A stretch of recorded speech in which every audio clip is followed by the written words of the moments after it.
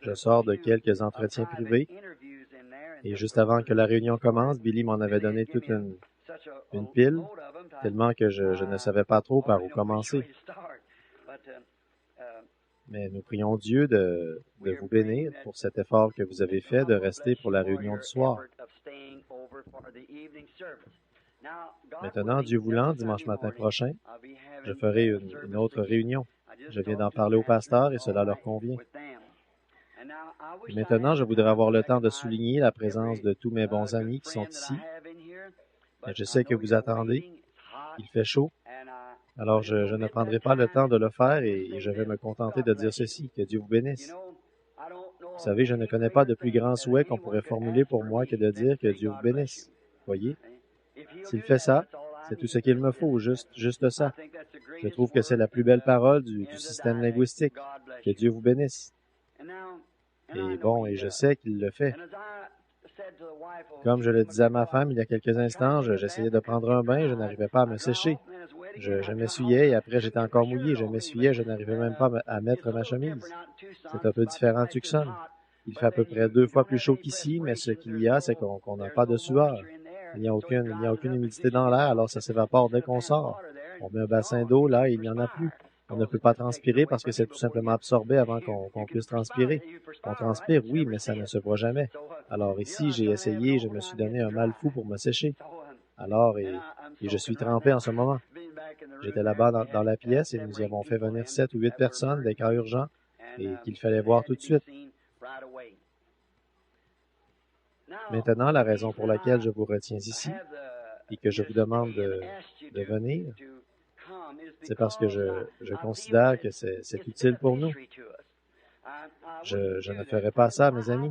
J'ai trop d'estime pour vous pour faire ça. Juste de venir pour entendre parler quelqu'un, pour écouter ce que moi, je pourrais avoir à dire ou quelque chose, je ne ferai pas ça. Ce ne serait pas bien. Ce ne serait pas de montrer que je vous aime, juste de venir comme ça. Je ne crois pas que vous venez, même si je sais que vous m'aimez comme moi je vous aime, et alors je le sais. Sinon, vous ne feriez pas les choses que vous faites. Alors j'ai assez d'estime pour vous, je ne vous garderai pas assis où il fait chaud et tout, comme ceci, si je ne pensais pas que ce serait quelque chose qui puisse vous aider.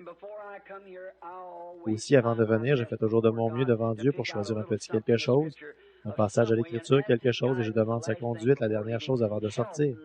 Viens au secours, Seigneur Dieu. D'une manière ou d'une autre, donne tout ce que tu peux à ces chers gens. Et je m'y attends, et je le crois vraiment, que je vais vivre pour toujours avec vous. Je crois que maintenant, c'est le moment le plus court que nous avons, celui où nous sommes ensemble comme ceci. Nous serons ensemble dans l'éternité. Voyez, je le crois. Je crois cela. Et je veux vous aider. Et si je dis quelque chose de mal, le Père Céleste sait que ce n'est pas volontairement que je le fais. C'est que je le fais sans m'en rendre compte. Je le ferai par ignorance. Par conséquent, sachant que vous êtes sous ma responsabilité et à ma charge pour la cause de l'Évangile, je veux toujours vous garder ancré dans les pages de cette Bible. Et bien des fois, les gens sont venus me voir et m'ont dit, Frère Branham, si vous voulez seulement venir ici et dire ainsi dit le Seigneur à mon petit enfant qui est malade, il guérira. Allez là-bas et seulement dire, il guérira, c'est tout ce que je veux que vous fassiez. Or ça, c'est noble.